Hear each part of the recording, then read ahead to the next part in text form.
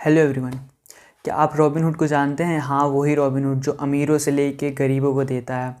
लेकिन क्या आप ये जानते हैं कि उसकी इस थ्योरी की वजह से ऑथर बताते हैं कि आज मिडिल क्लास और पुअर क्लास लोगों को ज़्यादा टैक्स पे करना पड़ता है। तो चलिए स्टार्ट करते हैं इस टॉपिक के बारे में जो रिच डैड पुअर डैड में रॉबर्ट कियोसाकी ने बताया है।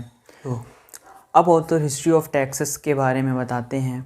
वो कहते हैं कि पहले अमेरिका में ऑलमोस्ट ज़ीरो टैक्स था, लेकिन इस थ्योरी की वजह से कि अमीरों से लेके गरीबों को देना चाहिए, जब गवर्नमेंट ने वहाँ के लोगों से पूछा कि क्या हमें रिच लोगों से ज़्यादा टैक्स लेना चाहिए, तो वहाँ के जो इस मेंटालिटी के लोग थे जो इनको फॉलो करते थे कि हाँ ऐसा करना चाहिए, उन लोगों ने इसे बहुत सपोर्ट किया, जिसकी वजह से गवर्नमेंट ज़्यादा से ज़्यादा टैक्स लेने लगी। लेकिन जैसे जैसे टैक्सेस बढ़ते गए, गवर्नमेंट की एपेटाइट मतलब गवर्नमेंट की भूख बढ़ती गई और इसकी वजह से अब गवर्नमेंट मिडिल क्लास और पुअर क्लास लोगों से भी टैक्स लेने लगी।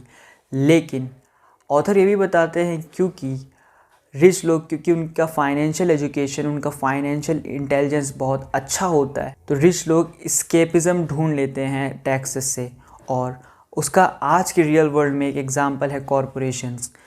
बहुत सारे बिजनेसेस, बहुत सारे सक्सेसफुल एंटरप्रेन्योर, इंडस्ट्रियलिस्ट जब बड़े बड़े कॉरपोरेशंस फॉर्म करते हैं तो उन्हें बहुत सारे टैक्स बेनिफिट मिलते हैं, क्योंकि वो जॉब क्रिएटर होते हैं, उनकी वजह से एम्प्लॉयमेंट बढ़ती है, इसलिए गवर्नमेंट उन्हें बहुत सपोर्ट करती है और उनके टैक्सेस काफ़ी कम हो जाते हैं।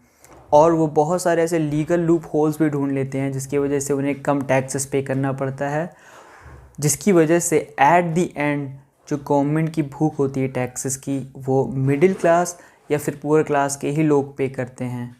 इसीलिए ऑथर कहते हैं कि इस थ्योरी की वजह से कि रिच लोगों से पुअर लोगों को देना चाहिए, आज रिज़ल्ट है बहुत सारे मिडिल क्लास और पुअर क्लास लोगों को जो टैक्सेस देते हैं, बहुत सारे लोग इनडायरेक्टली टैक्सेस देते हैं। हमें लगता है कि हमारी इनकम कम है तो हम टैक्सेस ज़्यादा नहीं पे करते, लेकिन हम इनडायरेक्टली बहुत टैक्सेस पे करते हैं। ऑथर बताते हैं स्पेशली मिडिल क्लास के जो हाईली एजुकेटेड लोग होते हैं, जिनकी अच्छी अर्निंग होती है, वो पे करते हैं। अब कैसे रिच लोग, कैसे बड़ी बड़ी कंपनीज टैक्सेस बचाती हैं, इसका एक बहुत अच्छा एग्जांपल पैराशूट से ले सकते हैं। पैराशूट कोकोनट ऑयल, तो जो इसकी मैन्युफैक्चरर कंपनी मैरिको है, वो क्लेम करती है कि वो 2 टाइप्स ऑफ ऑयल बनाती है।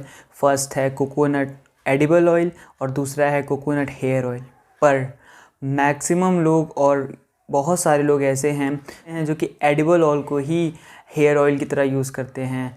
लेकिन जब मैन्युफैक्चरर एडिबल ऑयल प्रिंट करते हैं तो उससे उन्हें बहुत सारे टैक्स बेनिफिट होते हैं। लेकिन क्योंकि ज़्यादातर लोग एडिबल ऑयल को ही as a hair oil use करते हैं, तो सेल्स तो बहुत होती है, लेकिन क्योंकि वो एडिबल ऑयल है ना कि हेयर ऑयल है, ऐसा कंपनी क्लेम करती है, बहुत सारे टैक्सेस बचा लेती है।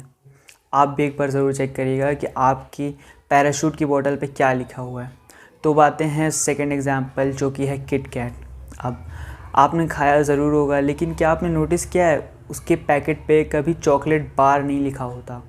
वो इसलिए क्योंकि जो कंपनी है नेस्ले, जो किट कैट मैन्युफैक्चर करती है, वो क्लेम करती है कि किट कैट कोई चॉकलेट बार नहीं है, वो वेफ़र विद कोटेड चॉकलेट है, जिसकी वजह से उन्हें बहुत सारे टैक्स बेनिफिट मिल जाते हैं। कम से कम 10% तक का उन्हें टैक्स बेनिफिट मिलता है।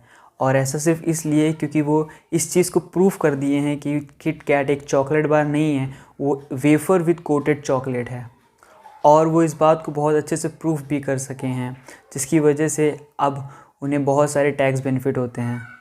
कमेंट करके बताइए कि आपको वीडियो कैसी लगी और क्या आप और ऐसे ही इन्फॉर्मेटिव वीडियोस चाहते हैं या फिर बुक समरी।